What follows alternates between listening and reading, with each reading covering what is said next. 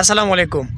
پریسټ ته دا ویډیو ښکاري، دا ویډیو سره لږ وګورئ، نور خبرې سره بیا کومه.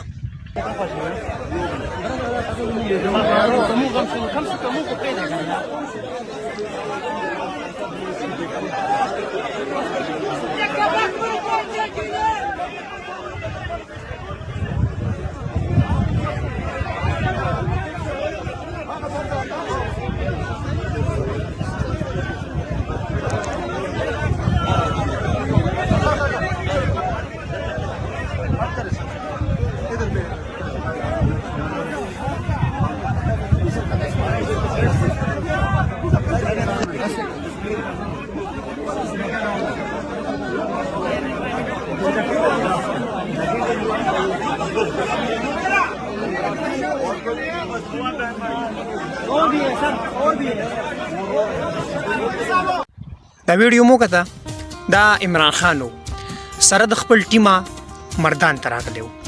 مردان ته څه لپاره راغلی و چې دغه لانګ مارچ کې د مردان د سیمې چې سید احمد جان په نامه باندې یادېدو، هغه غریب تللی و لانګ مارچ له بس څه پولیسو پې څه شیلینګ میلینګ کړی و، څه پکې په ګڼه کې چې دا زخمي شوی و، بس هغه وفات شو، سای ورکړې وه. دویمه درېیمه ورځ ده چې عمران خان ولې بیا راغی.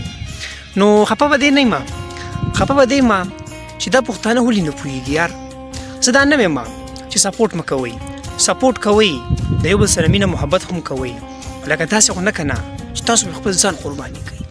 ته لاړې سر دې وخوړو، صحیح ده، ستا بچي خوار، ښځه دې خواره، د مور او پلار ورته سترګې وي چې زوی مې غټ شي، د اوسه پورې مونږ سختې تېرې کړې، دا زوی مې راغټ شي، دا زوی دې نه پس مونږ ساتي. نو زوی دې الله وبخي، داسې کار یې وکړو چې خدای دې وبخه.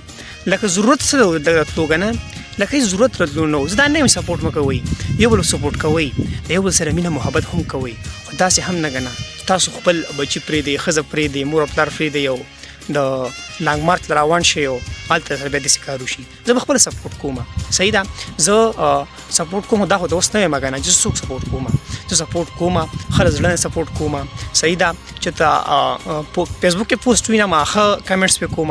څوک چې ګوره د وړو وړو بچو ته وګورم که نه، د یو زوی د یوې لور ده که نه، نو ما له ډېر سخت افسوس راشي یار چې د دې وړو به اوس څه حالات دي. دا واړه به زه خو به دا منم بلکل چې دوی به ښه وخت تېر کړي، خو ده چې دې پلار چې دې بچو له کومه مینه ورکوله که نه، هغه مینه د دوی وړو له نور هېڅوک هم نشي ورکولی. دې پلار چې ورله کومه مینه ورکوله، هغه مینه دې بچو له اوس هېڅوک هم نشي ورکولی. لکه ټیک ته پیسې هم ورسره هم ډېرې، پیسې میسې هم تا ته شمار کړي، کروڑ 2 کروڑ روپۍ.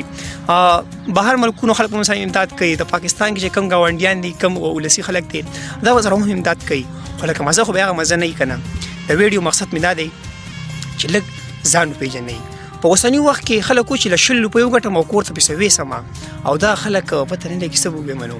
نو ویډیو مو خوښه شوي، ویډیو د خپلو ملګرو سره شیر کړئ چې زموږ نور خلکو ته هم د دې باره کې پته ولګي چې لکه ګراني ده، وخت سخت دی، د دې په ځان چې د 100 روپۍ ولې نه ګټو.